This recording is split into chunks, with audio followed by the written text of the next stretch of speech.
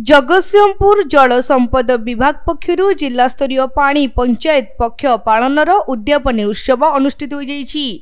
जगतसिंहपुर जिला मणिजंगाठारे आयोजित ଏହି उद्यापनी उत्सव रे जलसेचन विभाग अधीक्षण जंत्री ई प्रदीप कुमार नायक अध्यक्षतार आयोजित उत्सव रे मुख्य अतिथि भावे अतिरिक्त जिलापाल लग्नजित राउत, सम्माननीय अतिथि भाव जिला कृषि विज्ञान केन्द्र वैज्ञानिक जीवन ज्योति सेन, महानदी साउथ डिविजन अधीक्षण जंत्री ई राजेश चंद्र महांती, ई नरेंद्रनाथ जेना, एसडीओ पूर्णचंद्र स्वाईं प्रमुख उपस्थित रही सरकार कृषक सशक्तिकरण सहित केनाल जलर सुबंटन बाबद वक्तव्य रखिथिले।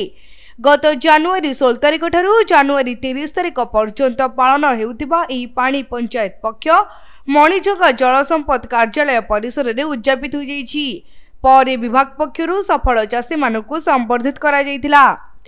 पानी पंचायत कार्य लागुची एतिकी जे पानी पंचायत जो माने कर्मकर्ता रहिले से माने मध्य परिश्रम करी चाषी को पानी जोगाउछंती, किंतु एथे जो पानी पंचायत जो भली भाबरे गठन हेतला से हिसाब रे कार्य होने प्रशासनिक स्तर रे सब प्रकार अवहेला होउची, असुविधा होउची। जो पानी पंचायत होउची कारानाल मानकर पानी पंचायत दबो, मेन केनाल रे पानी दबा कथा होउची डिपार्टमेंट रो प्रशासनिक अधिकारी मानक, मेन केनाल मध्ये टेल लाइन पर्यंत पानी जाउ नाही, तेणु चाषी मैंने ये असुविधा भोग कर आज्ञा से विषय माने बहुबार दृष्टिगोचर कराई, किंतु आम देखिलु जो नहला मु पानी पंचायत प्रथम आज पर्यंत सभापति अच्छी, तेणु जो केनाल पानी सिस्टम रे अवहेला है तेणु मु लिफ्ट इरिगेशन करी अंतत मो पंचायत रे 20टा खंडे लिफ्ट इरिगेशन पॉइंट करी।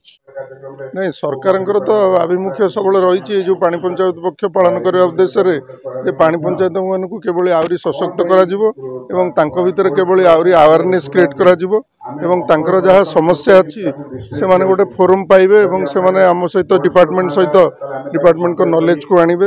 एटा ही पानी पंचायत पक्ष पालन उद्देश्य।